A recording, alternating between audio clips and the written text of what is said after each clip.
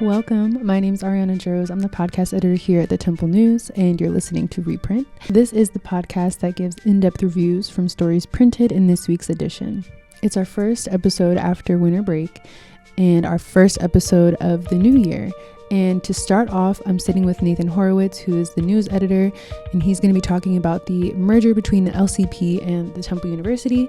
I'm also going to be sitting with Connor Pugh, who is also a news editor, and we're going to be talking about his features piece from this print about the Black Lions Party of Philadelphia. Hello, Connor. Thank you for joining me today and being one of my first guests on the podcast for this semester. So you did a features piece for this print, and it was about the return or the resurgence of the Philadelphia Black Lion chapter. So do you want to talk about what you wrote a little bit? Yeah. I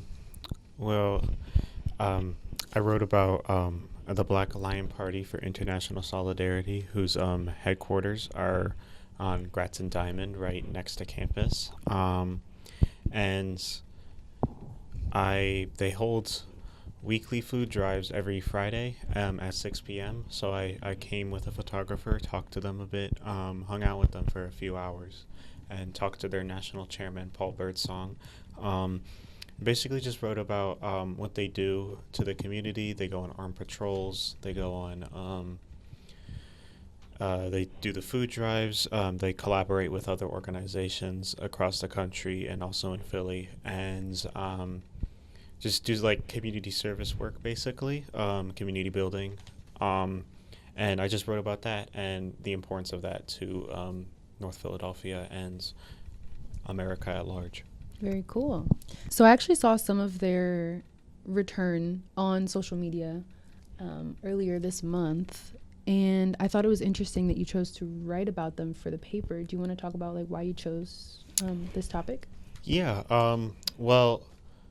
This party, they gained a lot of national attention for anti-ICE protests earlier this month in the wake of the killing of Renee Good in Minneapolis by an ICE agent. And so they a bunch of them showed up armed to a anti-ICE protest in Philadelphia, and they gained a lot of attention from that, a lot of social media buzz, and there was an Inquirer piece on them. And at that point, they were called the Black Panther Party for Self-Defense, which is obviously the same name as the one established in the 60s by Huey P. Newton. So that gained them a lot of attention, as a sort of claimed legacy to them.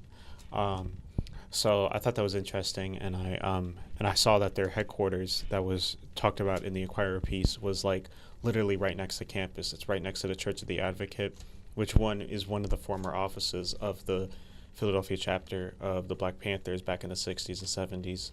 And then also it's like a couple blocks away from campus, 18th Street.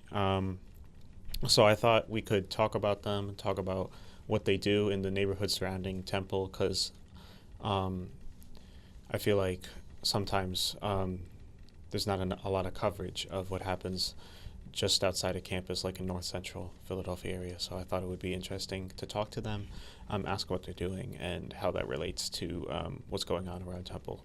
That's awesome. So you mentioned the Black Panther Party, which I think many people are aware of and familiar with that name. And then we have the Black Lion Party. And do you want to talk a little bit about like the names and the differences or the similarities between the groups? Yeah. Well, again, as I said, they initially went by earlier this month as the Black Panther Party for Self-Defense, Philadelphia, Pennsylvania chapter specifically. Again, the same name, and they claimed a direct legacy or spiritual successor to the original party. But there was a lot of internet buzz going on about that, whether or not they were vetted by original Black Panther Party members or not, and whether they could actually claim to be a successor to that original party. So literally a few days ago, they changed from Black Panther Party for Self-Defense to Black Lion Party for International Solidarity. I guess to avoid the headache, because not to speculate too much, but they got attention from Huey P. Newton's niece, who claimed that this new party didn't represent the values of her uncle. Gotcha. So it caused a little bit of online controversy. It was all online, stuff like that. So I guess they changed the name to avoid the headache, but they still do a lot of similar work. They're still, from what they told me and what I saw, they followed a lot of the original 10 points established by the Black Panther Party in the 60s, which was like autonomy for Black people, rights to health, freedom, liberty, housing, stuff like that. Same principles, a lot of similar principles as the Black Panther Party. Still quite socialist leaning, as the original Black Panther Party was explicitly Marxist, and the party told me, the Black Lions, they told me that they're still socialist and stuff like that. So there is a through line, I would say. Mm-hmm. Very cool. And so there seemed to be kind of a pattern of ties between this organization and possibly with the university, understandably so, because we are literally walking distance from their headquarters. Do you want to talk a little bit about the ways that the two have overlapped? Yeah. Well, Temple University actually has a very long history with the Black Panther Party and general Black Power movements in the second half of the 20th century. They hosted the Revolutionary People's Constitution Convention in 1970, hosted by Black Panther members, and Huey P. Newton, one of the founders of the Black Panther Party, originally in Oakland, was there as a speaker. And that happened at Temple. So that was actually a pretty big deal at the time, where people from like different organizations all over. It was hosted by the Black Panther Party, but there was people all over the country who came. And they were all part of that. And then, as I said, this location for the Black Lions was originally one of the offices for the Black Panther Party. They were all over Philadelphia, but that was one of them. And they were also involved in a lot of stuff in the area, like the Church of the Advocate was a historical home for a lot of these Black Power, Black Panther teachings, speeches, stuff like that. So there's a lot of history between the Black Panther Party and Temple, and a lot of this stuff happened like right off campus, and there was a lot of Black Panther activity along Cecil B. Moore. There was a lot of social rights activity along Cecil B. Moore.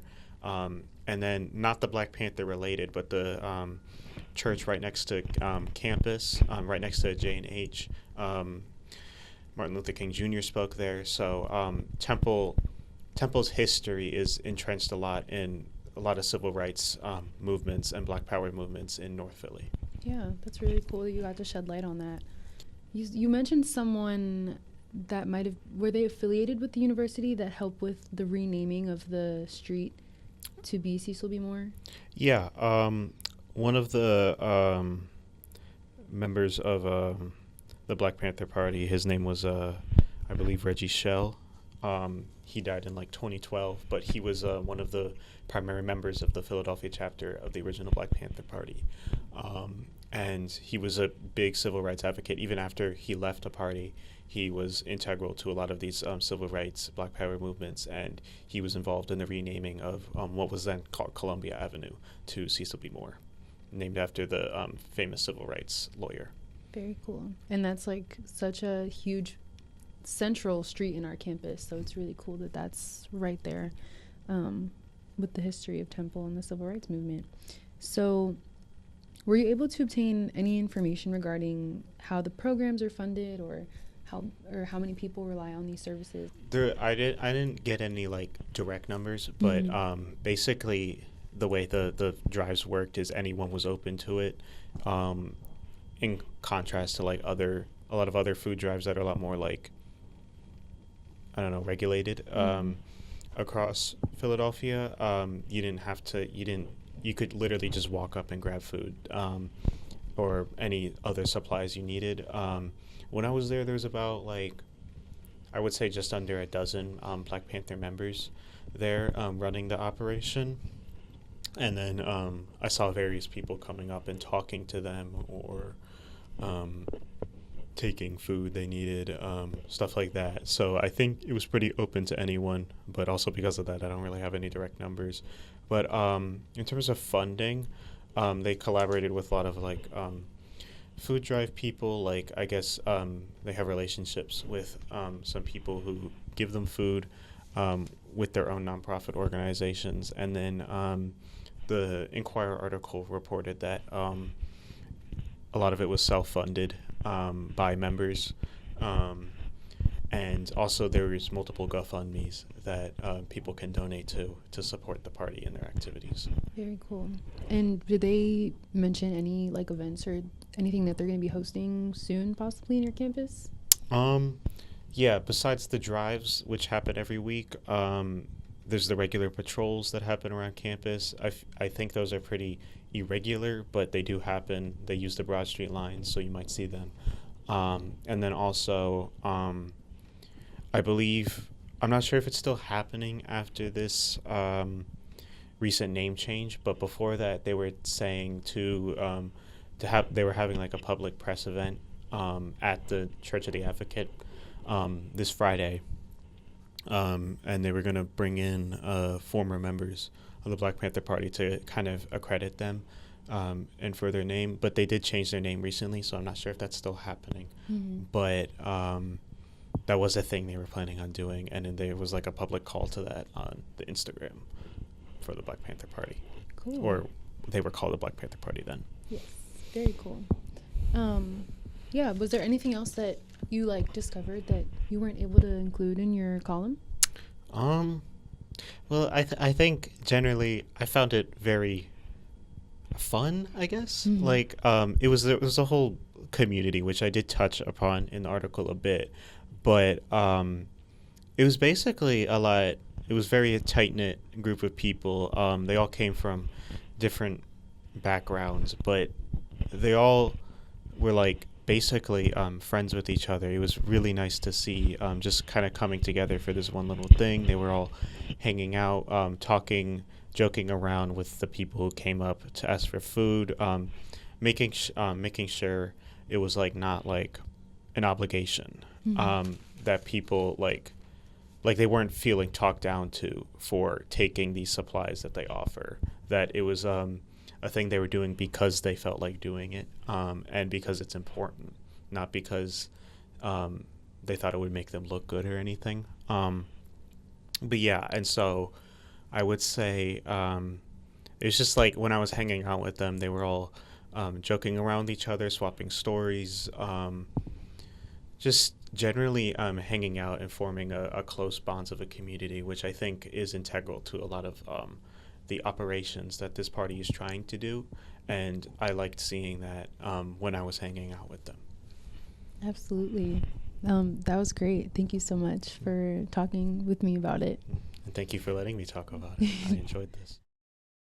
Hi, Nathan. Hello. Thank you for being one of my first guests this semester. You are a recurring character on this podcast, and we love it. We love hearing from you. I'm glad to be here. I also love this pink shirt that you have. It's really Thank you. cute. Thanks. I was wondering if we go back. No one should, but I might be wearing the same thing as last. Oh, I probably do semester. the same. I'm definitely wearing this sweater in a couple podcasts. We'll say they're all filmed in one day. There you go. If that happens. For continuity editing, obviously. So you wrote something for this print, the first print of the spring semester, and it talked about the LCP Temple merger. So do you want to give a little rundown of what your piece was talking about? Yeah, so my piece was sort of a follow-up on the announcement that the library company's shareholders and Temple's Board of Trustees both voted to approve a merger or a partnership between the two institutions. And to be honest, at this time, there isn't a ton of clarity on how exactly the partnership would look. It also, they are still waiting on approval from the Pennsylvania Attorney General's office and the Philadelphia Orphans Court to make it actually final. So basically, my goal was to look at some of the collections that the library company has, some of the printed materials, books, rare items in their collections that go back to like colonial America mostly, and up until like the late 19th century. So I went there. I went to their main location, which is on Locust near 13th Street in Center City, pretty close to Terra Hall, which is going to be Temple's Center City campus in the near future. And I took a look at what they had to offer, and they were really gracious and showed me their collections. They probably have some really cool stuff there, I'm thinking now, because I remember reading in your piece that the LCP was founded by Benjamin Franklin in like 1730 something, right? 1731. Yeah, Mm-hmm. That's wild. What do you mean when you say that this merger is pending approval from the Attorney General and was it Philadelphia Orphans? Yes, or Philadelphia Orphans Court. Okay. What does that mean specifically? I thought this question would come up. I don't fully know, but my very basic understanding is that their goal is to basically see, is this something that would hurt the public, right? Mm-hmm. Is this something that would have a negative impact on the public for whatever reason? And then in those cases, they might not approve something. My takeaway from this meeting is that there's a high level of confidence that it will be approved, but that they really don't know what the timeline is. Okay. They said it could even be like indefinite technically. So. Oh wow. Yeah, but they're hoping that it won't be too long. Yeah, is what I can say. So, what parts of this merger were you most interested in reporting on? I was interested in seeing how this merger and the library company's collections will benefit Temple students, maybe impact curriculum, and overall what it will mean for Temple moving forward.